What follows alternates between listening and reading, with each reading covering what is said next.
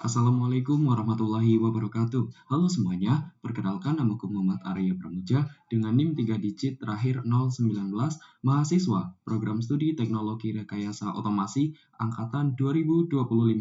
Oke, pada video kali ini kita akan membahas tentang bahasa pemrograman yang baru nih, yaitu bahasa pemrograman C++.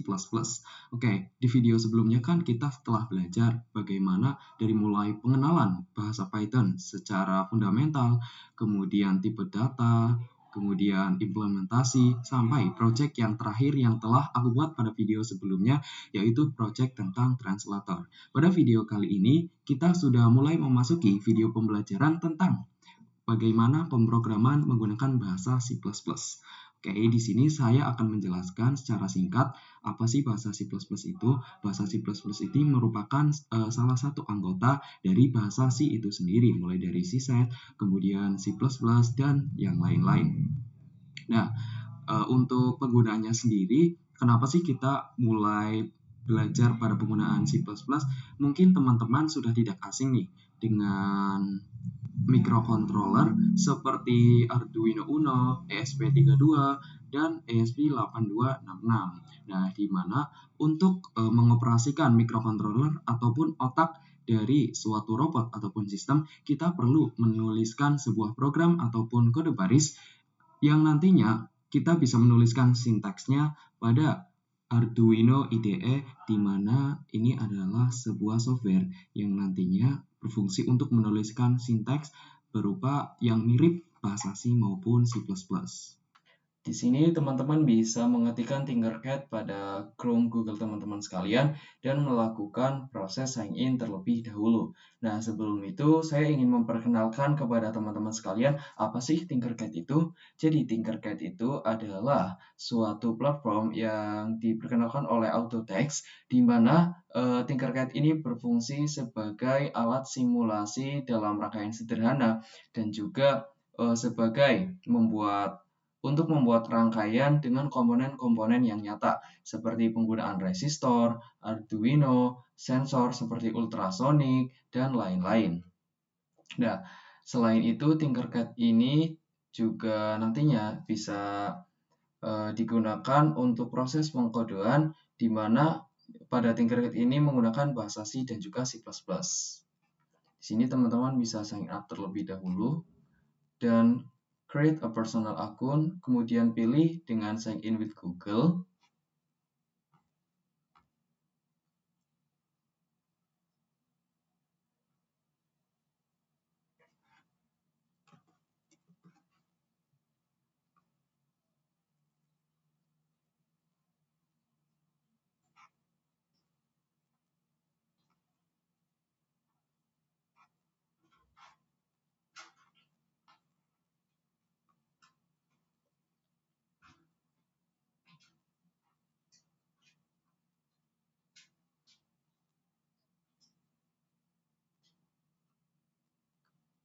Oke, di sini telah berhasil ya teman-teman bagaimana cara membuat akun pada Tinkercad.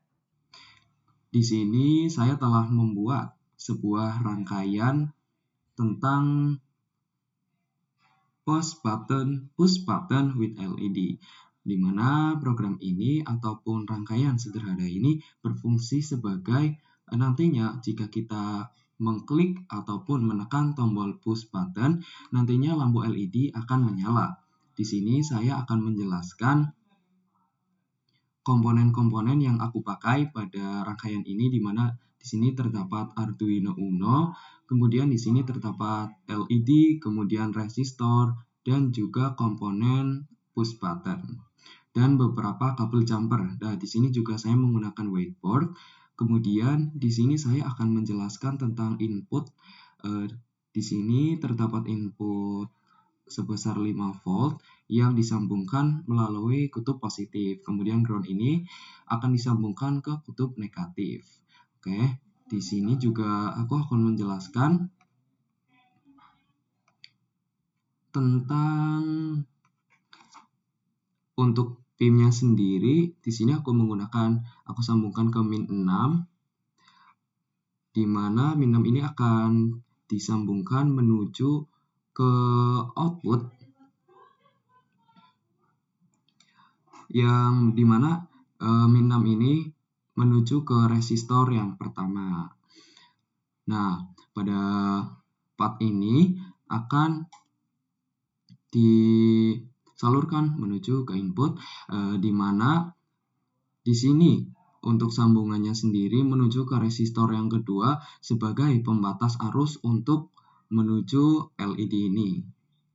Jadi resistor ini berperan sebagai menghambat arus yang nantinya yang ditransmisikan melalui Arduino ke lampu LED ini sendiri.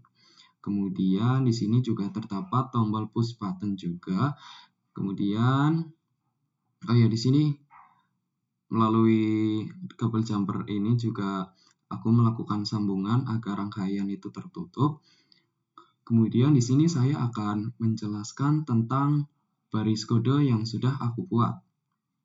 Nah, di mana penggunaan baris kode pada Tinkercad ini adalah pengaplikasian atau implementasi dari bahasa C++ itu sendiri. Karena pada pemrograman-pemrograman yang berkaitan dengan implementasi tentunya pada peralatan perangkat elektronik, komponen elektronika itu menggunakan bahasa C++ teman-teman.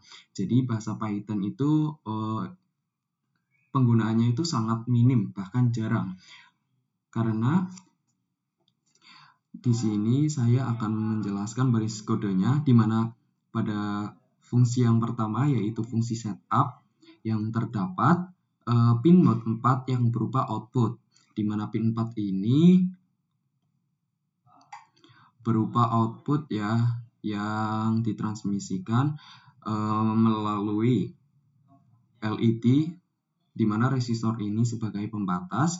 Kemudian untuk inputnya sendiri yaitu pada pin -6, di mana input ini akan mengalir ke resistor yang pertama dan juga tombol button yang nantinya kita akan tekan.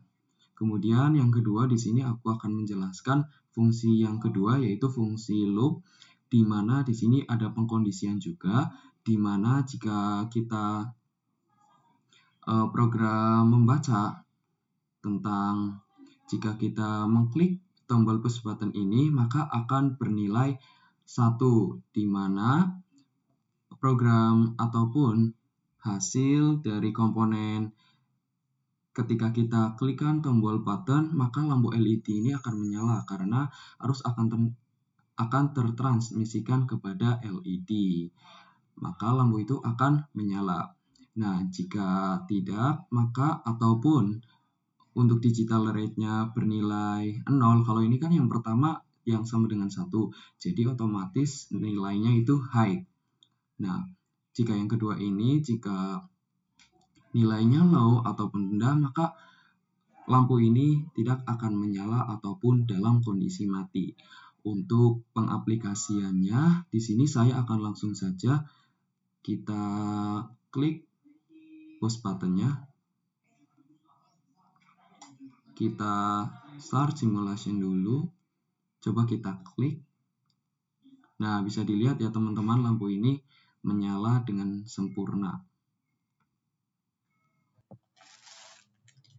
Oke, setelah tadi saya telah menjelaskan ya kepada teman-teman bagaimana cara mengimplementasikan ataupun mengintegrasikan bahasa pemrograman C++ yang nantinya penulisan sinteks pada Tinkercad. Nah, di mana Tinkercad ini adalah untuk sebagai penulisan sinteks ya teman-teman untuk mengatur sebuah microcontroller seperti ESP, Arduino Uno, maupun 8266. Kemudian di sini saya akan menjelaskan tentang web baru. Jadi di sini teman-teman bisa mengetikkan Blockly pada Chrome yang ada pada teman-teman sekalian semuanya. Nah, jadi Blockly ini adalah sebuah library yang bersifat open source dari Google untuk membuat UI atau user interface visual programming dengan berbasis use, drag, and drop blocks dengan basis blok ya teman-teman, hampir sama seperti Scratch. Nah, di mana contoh dari software ini atau penggunaannya pada aplikasi Meetup, Investor, Code.org, kemudian Scratch, kemudian Tinkercad, dan lain-lainnya. Nah, mungkin di sini aku akan mencoba klik kepada teman-teman untuk menunjukkan bagaimana tampilan dari Blockly itu sendiri.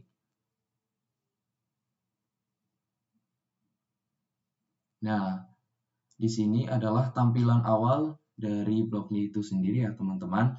Nah, bisa teman-teman baca di sini, coba Blockly. Nah, library Blockly menambahkan editor yang dapat disesuaikan ke aplikasi Anda yang menyajikan konsep coding sebagai blok yang saling terkait. Nah, alat ini menghasilkan kode yang bersih dalam bahasa yang Anda inginkan dan memungkinkan blok custom yang disesuaikan dengan aplikasi Anda.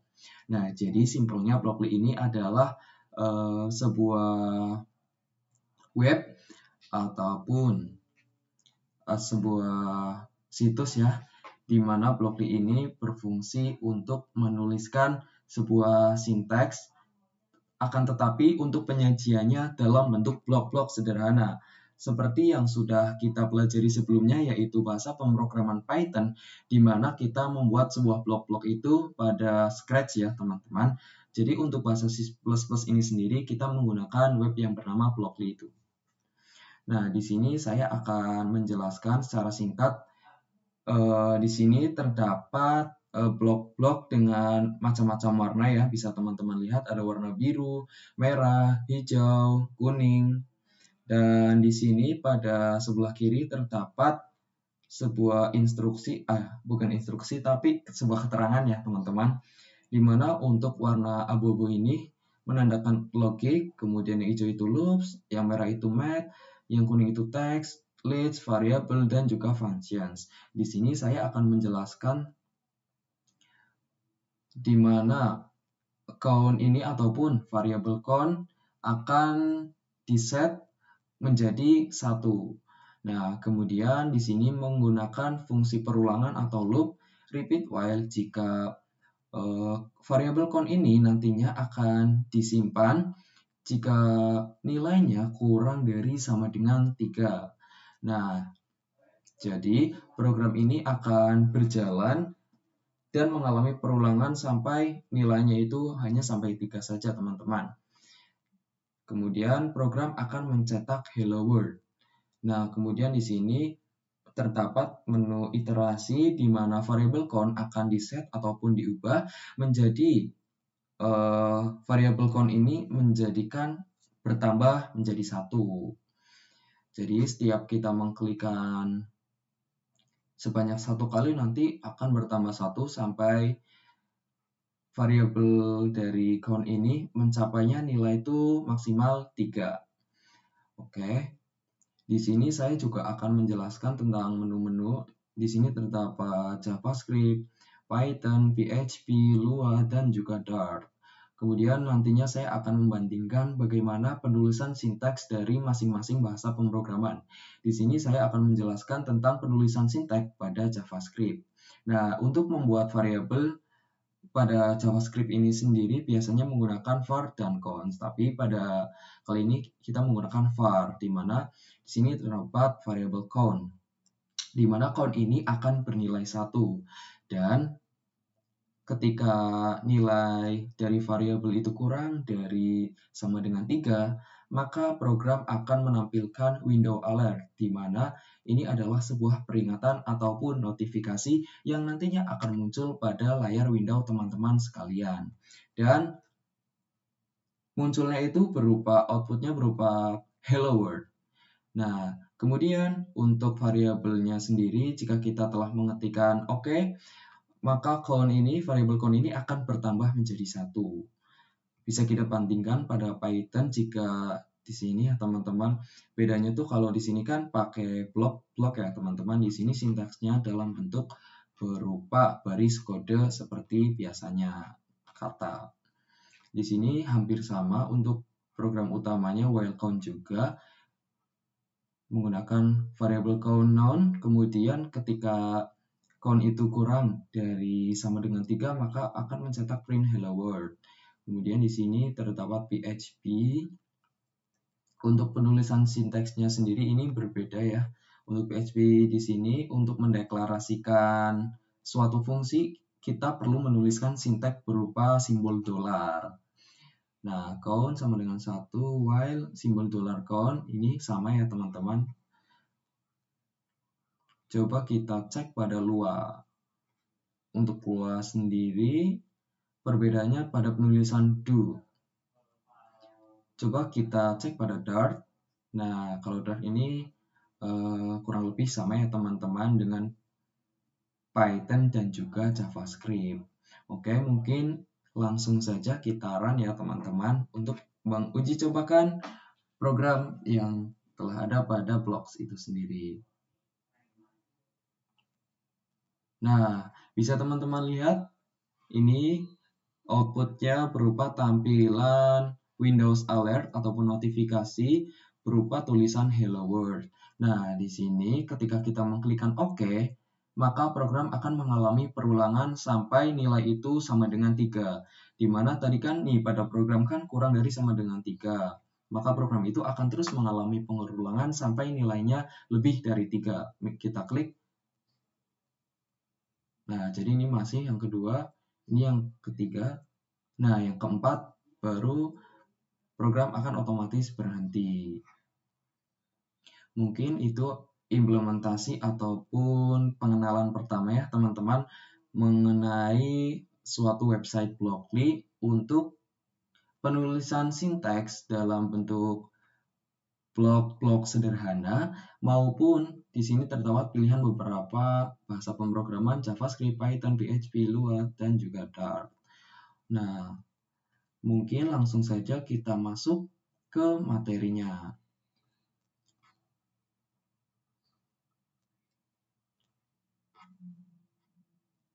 Oke, di sini saya akan menjelaskan tentang bahasa pemrograman C++ nih, teman-teman. Langsung kita next aja. Oke, mungkin di sini aku akan menjelaskan secara singkat dari bahasa C++ itu sendiri. Nah, C++ diciptakan oleh Bjarne Stroustrup pada tahun 1983 di Bell Labs sebagai peningkatan dari C itu sendiri dan dirilis secara resmi pada 1985. Nah, bahasa ini menggabungkan pendekatan prosedural dari C dengan fitur OOP sehingga mendukung pemrograman generik, fungsional, dan penanganan eksepsi. Nah, kemudian ada pengertian dari bahasa C++ itu sendiri, teman-teman. Nah, bahasa C++ adalah bahasa pemrograman yang dikembangkan sebagai ekstensi dari bahasa C. Nah, dengan penambahan paradigma pemrograman berorientasi objek ataupun OOP ini menjadi struktur program yang lebih jelas dan juga efisien. Jadi, C++ ini adalah pengembangan suatu program dari ekstensi bahasa C itu sendiri. Nah, untuk fitur utamanya sendiri bisa teman-teman lihat ada mendukung OOP melalui kelas dan objek untuk kode modular serta reusable, kemudian fleksibel untuk pemrograman sistem, aplikasi desktop, game, dan perangkat lunak berkinerja tinggi. Jadi bisa disimpulkan ya teman-teman alasan mengapa untuk pemrograman suatu sistem, aplikasi, game lebih banyak menggunakan C++ karena C++ ini fleksibel teman-teman daripada bahasa pemrograman yang lain. Walaupun untuk secara penulisan baris kode, untuk cara pengaplikasian, untuk mengeran, mengkompilnya itu cukup rumit, akan tetapi fungsinya itu dan juga hasilnya sangat jelas dan juga menguntungkan lah ya bagi para programmer. Kemudian di sini akan memungkinkan manipulasi low level sambil tetap sebagai high level language yang dikompilasi. Untuk kegunaan bahasa C++ itu sendiri, biasanya C++ itu banyak digunakan oleh perusahaan seperti Adobe dan Firefox untuk aplikasi yang tentunya kompleks, sistem operasi, serta pengembangan perangkat lunak yang portable. Nah, bahasa ini populer karena kecepatan eksekusi dan kemampuan abstraksi yang tinggi dari detail mesin. Bisa teman-teman lihat bahwa kenapa sih bahasa ini sangat populer jadi karena kecepatan eksekusi dari C++ itu sangat cepat dan juga kemampuan abstraksi itu sangat tinggi ya teman-teman. Jadi responnya itu sangat cepat pada detail mesin. Nah, untuk alur pemrogramannya sendiri kurang lebih sama ya teman-teman dengan bahasa pemrograman yang lain. Di sini terdapat beberapa 3 urutan dalam membuat alur pemrograman. Di mana urutan yang pertama ataupun langkah yang pertama adalah menentukan problem to solve. Nah, problem to solve ini adalah bagaimana cara menyelesaikan masalah atau tantangan. Jadi, kita tuh berpikir untuk gimana sih caranya menyelesaikan masalah ataupun permasalahan yang ada pada program yang nantinya akan kita selesaikan. Kemudian setelah kita menentukan, mengidentifikasi masalah ataupun tantangan yang ada, kita menuju ke algoritma. Di mana algoritma ini adalah kita nantinya membuat algoritma dari permasalahan-permasalahan yang ada atau langkah logis untuk menyelesaikan masalah tersebut. Nah, setelah kita membuat langkah-langkah untuk menyelesaikan permasalahan, maka langkah selanjutnya adalah pengkodean, di mana pengkodean ini adalah proses pembuatan kode untuk menyelesaikan masalah itu sendiri. Nah, di sini aku akan menjelaskan konsep inti dari C++ itu sendiri, di mana konsep inti program bahasa C meliputi beberapa hal yang penting, antara lain variabel dan tipe data, struktur kontrol seperti loop dan percabangan, serta manajemen memori. Nah, untuk struktur dasar program C ini terdiri dari header files yang penyertaan pustaka untuk fungsi-fungsi tertentu, sedangkan fungsi utama main ini menjadi titik awal eksekusi program. Nah, dalam pemrograman C, logika dan perintah utama ditulis dalam fungsi main yang wajib ada dalam setiap program C. Nah, konsep dasar apa saja sih yang harus dipahami? Nah, di sini yang harus dipahami adalah variabel dan tipe data itu adalah dasar penyimpanan informasi dalam program. Selanjutnya, struktur kontrol seperti if, else, for, while untuk mengatur alur program. Selanjutnya, manajemen memori yang memungkinkan pengelolaan penggunaan sumber daya di komputer. Nah, selanjutnya ada header files yang digunakan untuk mengimpor fungsi-fungsi standar seperti input ataupun output. Nah, fungsi main ini adalah fungsi utama yang akan dieksekusi pertama kali saat program dijalankan. Nah, di sini saya akan menjelaskan OOP atau STL itu. Kemudian OOP itu apa sih? Kira-kira untuk kepanjangannya sendiri, OOP ini diartikan sebagai Object Oriented Programming, yaitu paradigma pemrograman yang menggunakan objek untuk mengorganisasi kode, menggabungkan data ataupun atribut, dan fungsi ataupun metode dalam satu unit. Untuk konsep utamanya sendiri, bisa teman-teman baca, terdapat encapsulation, abstraction, inheritance, kemudian polymorphism.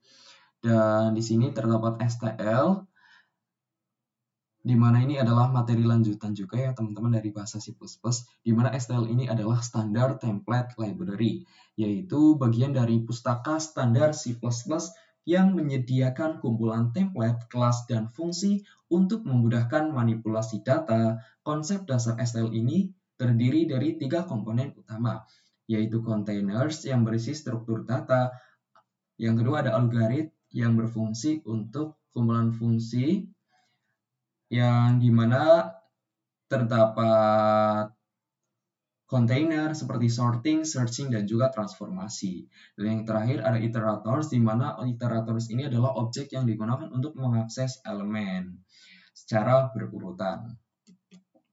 Nah, di sini juga terdapat template. Template ini dalam bahasa C++ adalah fitur yang memungkinkan penulisan kode generik yang dapat digunakan untuk berbagai tipe data tanpa harus menulis ulang fungsi ataupun kelas. Nah, template ini menggunakan parameter tipe yang digantikan oleh tipe konkret saat kompilasi. Nah, sehingga menghasilkan fungsi atau kelas yang spesifik untuk tipe tersebut. Di sini ada IoT dan hardware juga, di mana pemrograman C++ sering digunakan dalam pengembangan perangkat keras untuk IoT ataupun Internet of Things. Nah, karena kemampuan C++ itu sendiri dalam mengakses hardware itu sangat cepat ya teman-teman, dan juga dalam IoT ini C++ digunakan untuk pemrograman mikrokontroler seperti Arduino, Node MCU, dan mengontrol sensor, aktuator, dan komunikasi data. Oke, di sini ada tips menulis kode agar rapi nih, teman-teman. Jadi, teman-teman bisa gunakan indentasi konsisten untuk menunjukkan struktur kode.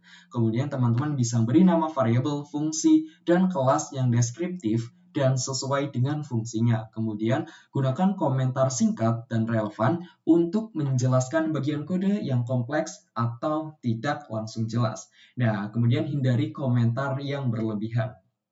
Selanjutnya, teman-teman bisa pisahkan kode menjadi fungsi atau modul yang lebih kecil sesuai tugas khususnya, sehingga kode ini lebih modular dan mudah diuji.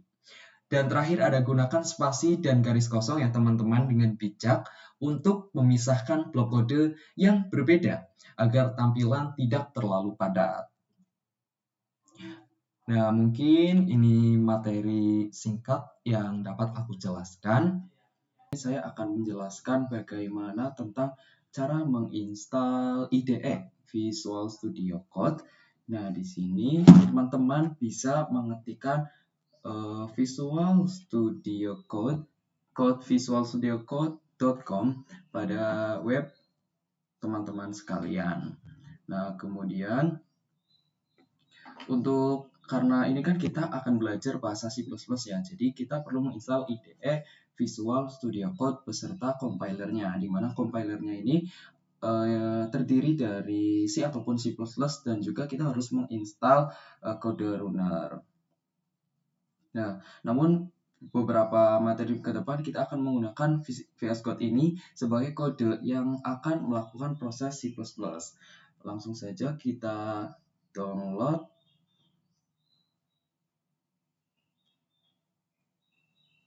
Dan tunggu saja ya teman-teman.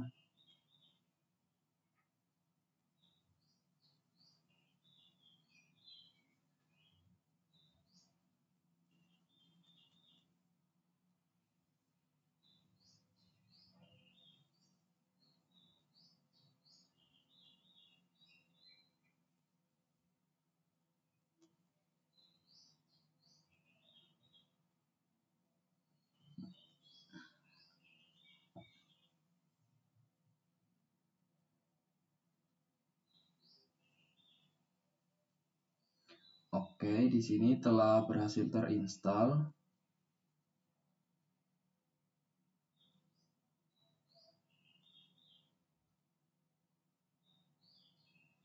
Kemudian kita langsung saja ke proses instalasinya ya teman. Oke, di sini bisa kita klikkan I accept the agreement, kemudian kita next. Create the desktop icon, kita centang, kemudian kita next. Nah, di sini kita tinggal klik install aja ya teman-teman.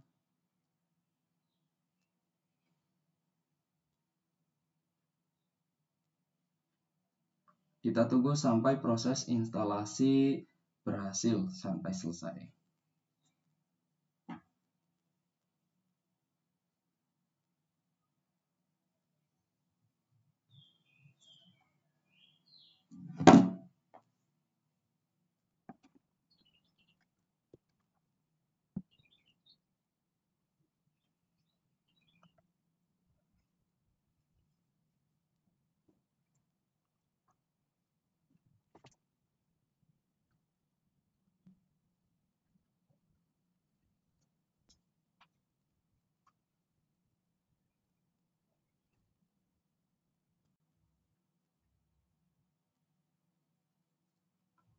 Oke, di sini telah selesai ya teman-teman.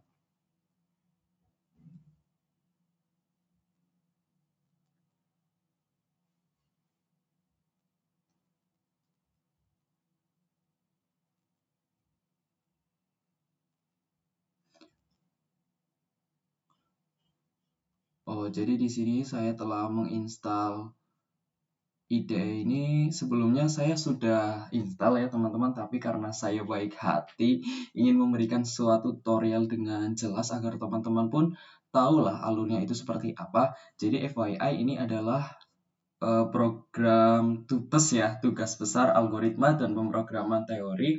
Jadi sebelumnya aku telah mendownload dan juga sudah melakukan compiler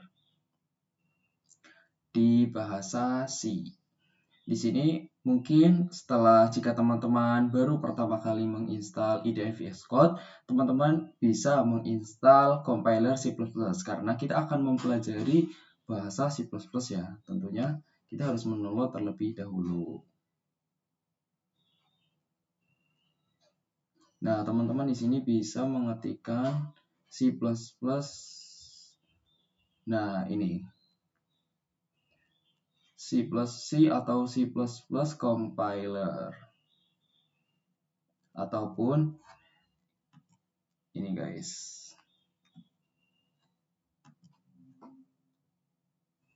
by Microsoft. Nah, di sini saya juga telah mendownload C atau C++ untuk compiler dari Microsoft.com. Di sini bisa teman-teman lihat di-download oleh 91 juta. Nah, kemudian teman-teman juga perlu mendownload namanya Code Runner, di mana Code Runner ini berfungsi sebagai nantinya untuk mengerun program yang telah teman-teman buat. Jadi, agar teman-teman bisa program yang telah teman-teman buat itu bisa berjalan ya, tanpa adanya error. Baik.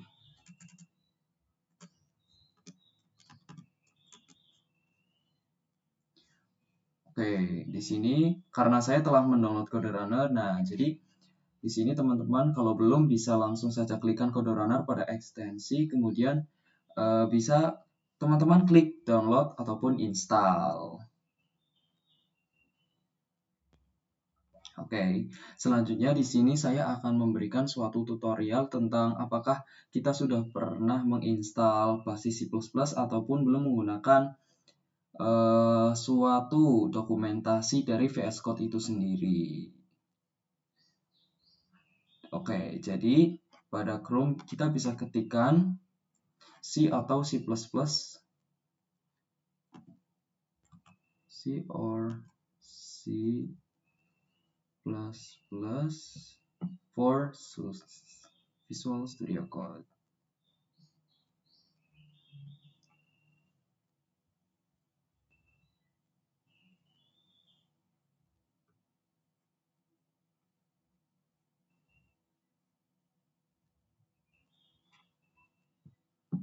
Kemudian kita bisa klik linknya ya teman-teman.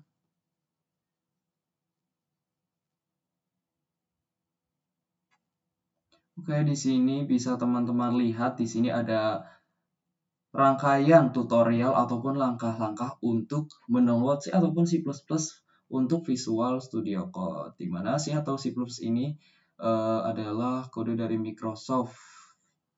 Nah, di mana dibangun C dan C++ ini dibangun oleh Windows, Linux, dan Mac OS. Nah, untuk langkah-langkahnya sendiri bisa teman-teman baca dan lihat di sini. Buka VS Code, kemudian kita bisa meng-search C++.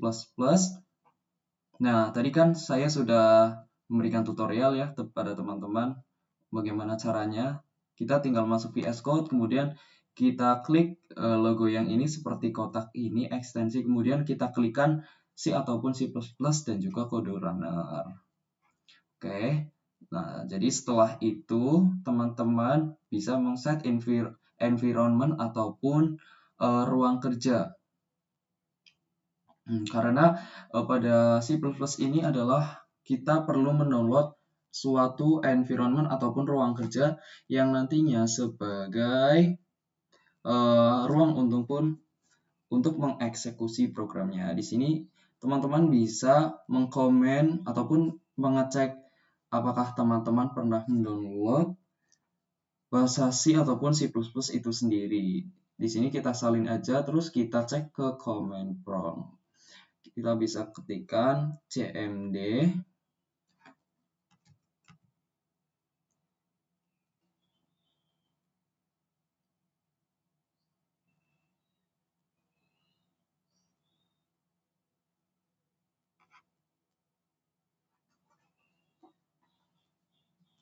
kemudian kita klik saja, kemudian enter.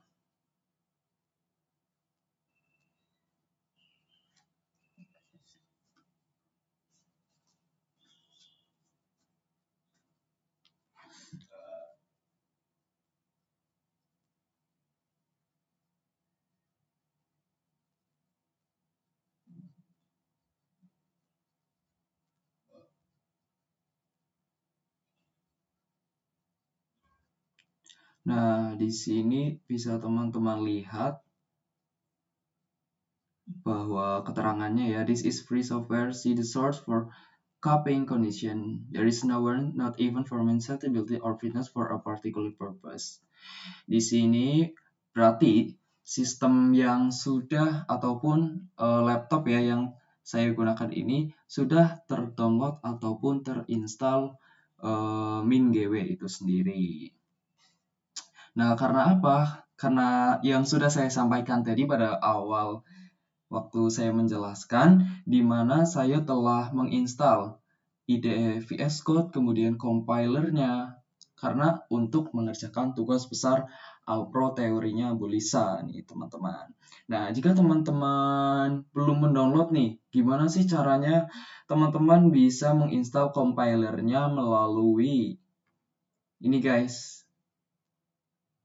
Nah, kalau di Windows, teman-teman bisa menuju ke MSVC tutorial. Kalau misalkan teman-teman belum menginstal pada Windows, teman-teman bisa memilih MinGW tutorial juga. Di sini ada pilihan untuk Linux dan juga Mac OS. Jika teman-teman menggunakan Linux, teman-teman bisa menuju ke GCC tutorial ataupun Mac OS, teman-teman bisa menuju ke Clang tutorial. Nah, karena saya telah mendownloadnya ya guys, jadi saya akan menjelaskan secara garis besar saja. Nah, ini untuk cara downloadnya ya teman-teman. Teman-teman bisa mengklik link dokumentasi dari VS Code itu sendiri. Jadi ini link sebuah tutorial yang sangat official dan juga jelas ya teman-teman dari VS Code.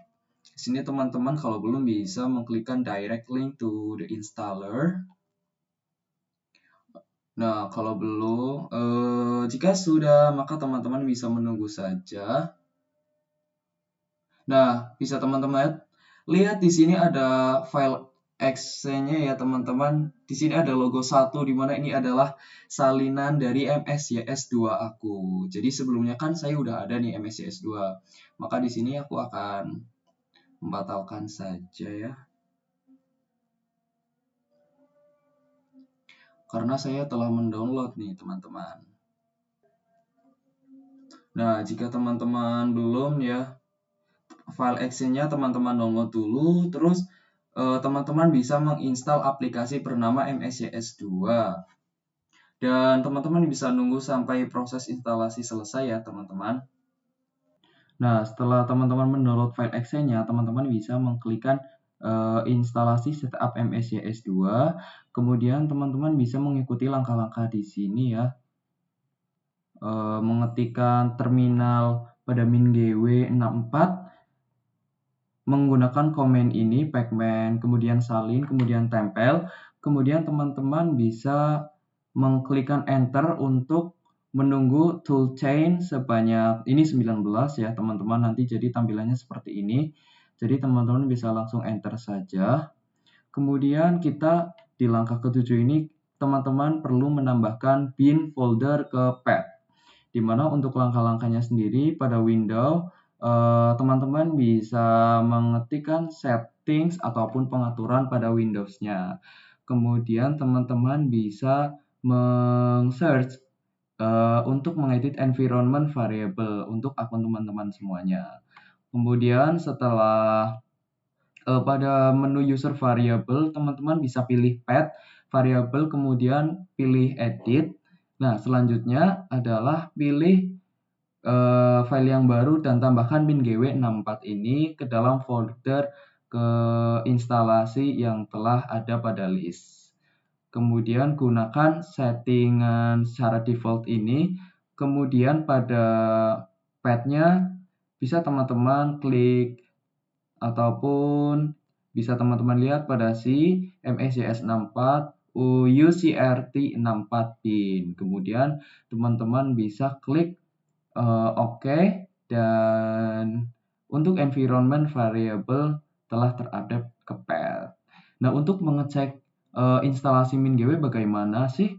Di sini teman-teman bisa melihat juga nih tutorial dari dokumentasi resmi VS Code.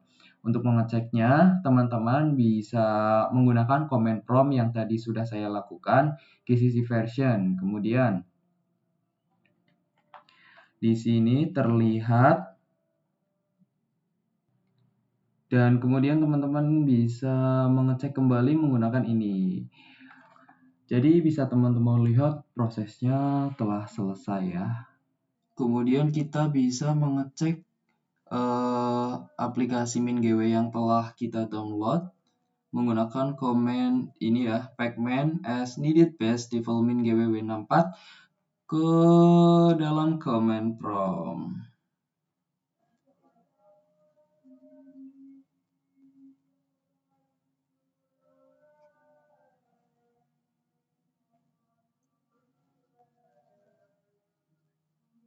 Kemudian teman-teman bisa menyimpan direktorinya pada MSCS2. Kemudian teman-teman bisa salin ini ya teman-teman, pacman as needed ini ke MSCS setup. Kemudian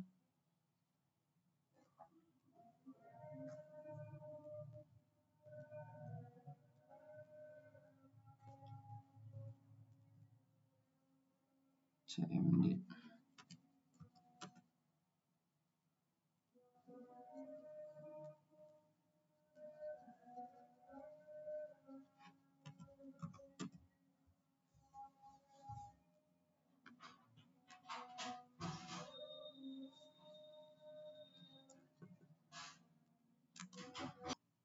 Oke teman-teman, setelah kita tadi melakukan proses instalasi Visual Studio Code beserta ekstensinya seperti C ataupun C++ dan juga Code Runner. Oke, pada kali ini kita bisa langsung mengaplikasikan tentang penulisan ataupun contoh sederhana dari penggunaan bahasa C++ itu sendiri. Seperti biasa ini kita baru permulaan, jadi aku akan memberikan satu contoh ya tentang mengeprint hello world seperti biasa. Di sini saya telah membuat folder dan juga saya nanti akan membukanya. Teman-teman, di sini folder telah aku buat dengan nama bahasa C++. Di sini kita bisa langsung klikkan untuk buat file baru. Nah, untuk bahasa C++ ini sendiri kita menggunakan fungsi main.cpp. Oke, kalau di Python itu kan menggunakan main.py. Sedangkan kalau di situ main.c, kalau di C++ itu main.cpp. Oke, kita enter saja. Oke, di sini saya akan langsung menggunakan proses pengkodean menggunakan sintak bahasa C++.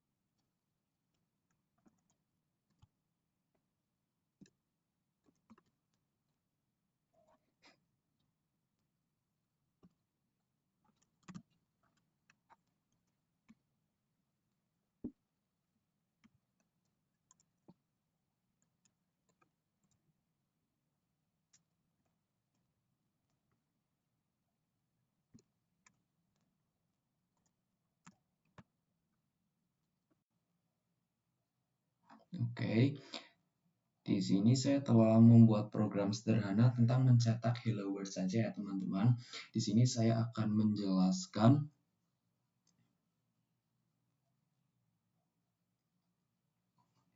untuk sintaknya sendiri kita menggunakan include iostream di mana kita menggunakan variabel ataupun tipe data pada iostream bawaan dari C++ itu sendiri.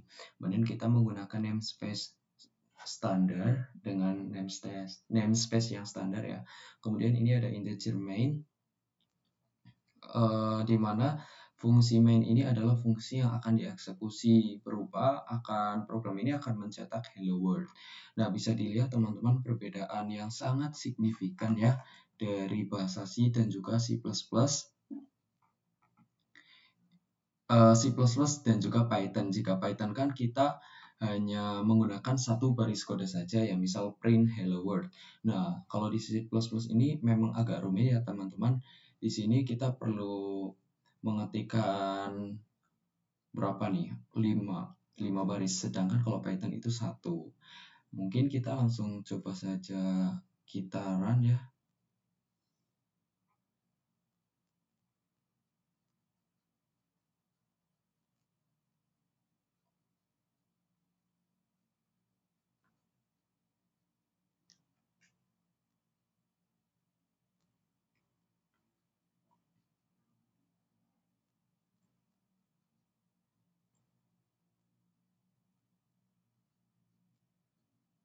Nah, bisa teman-teman lihat, jadi kita telah berhasil mencetak hello world pada C++. Sangat mudah bukan untuk permulaan pengenalan bahasa C++ ini sendiri. Mungkin nanti teman-teman bisa langsung mencontohkannya ya. Dan di sini saya akan langsung mencoba untuk membuat tambahan di mana saya akan menginputkan suatu nilai ataupun variabel x, di mana x ini nantinya akan berupa inputan angka yang akan diinputkan suatu ataupun seorang user, dan nanti outputnya ini berupa program akan mencetak apa yang user itu inputkan. Di sini kita menggunakan tentang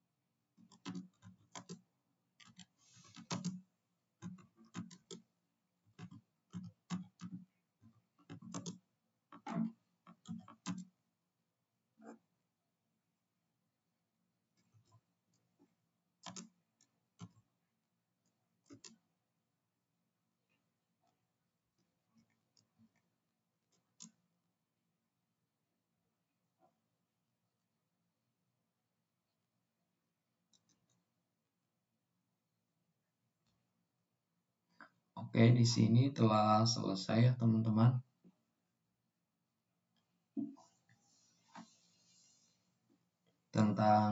Di sini saya akan menginputkan suatu variabel x, di mana x ini akan dideklarasikan ataupun diinisiasikan oleh tipe data yang namanya itu integer.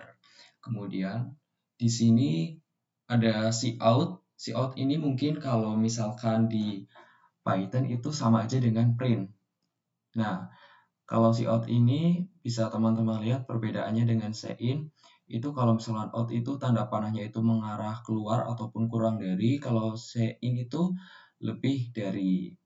Nah, kemudian program di sini akan mencetak hello world. Kemudian teman-teman jangan lupa ya, pada tipe bahasa C++ ini sendiri teman-teman wajib menginputkan titik koma, jangan sampai lupa, supaya program yang teman-teman buat tidak mengalami error ataupun kesalahan. Nah, di sini menggunakan suatu fungsi handle ya, ataupun di sini dinamakan dengan endline. Nah, di mana endline ini adalah yang akan mengakhiri baris, kemudian menjadikannya satu baris, teman-teman ya. Kemudian di sini program akan mencetak hello world, lalu program ini akan mengeluarkan output juga berupa inputan angka. Di sini program akan menyuruh kepada user ataupun pengguna untuk menginputkan angkanya. Kemudian di sini sein ataupun fungsi masuknya teman-teman adalah suatu variabel x, di mana nantinya program akan mencetak angka yang kamu inputkan adalah si out ini adalah berupa sein yang berupa variabel x yang tadi user inputkan, kemudian akan selesai. Mungkin bisa langsung saja kita run ya teman-teman.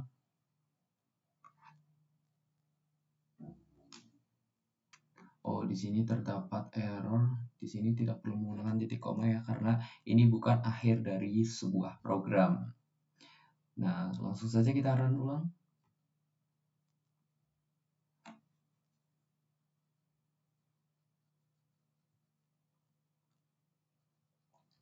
Nah, bisa teman-teman lihat ya, hasil outputnya itu berupa program ini akan menyuruh kepada user untuk menginputkan angka. Di sini aku akan menginputkan angka 234. Kemudian kita enter. Oke, jadi program akan otomatis mengeluarkan output berupa angka yang kamu inputkan adalah 234. Oke, jadi berhasil ya teman-teman untuk implementasi dari penggunaan bahasa C++ melalui suatu contoh sederhana mulai dari print hello world dan juga tentang inputkan angka dalam bentuk tipe data integer yang akan diinisiasi oleh variabel x. Oke, mungkin segitu saja teman-teman video pembelajaran pada kali ini. Terima kasih dan sampai jumpa di video-video pembelajaran aku selanjutnya. Wassalamualaikum warahmatullahi wabarakatuh.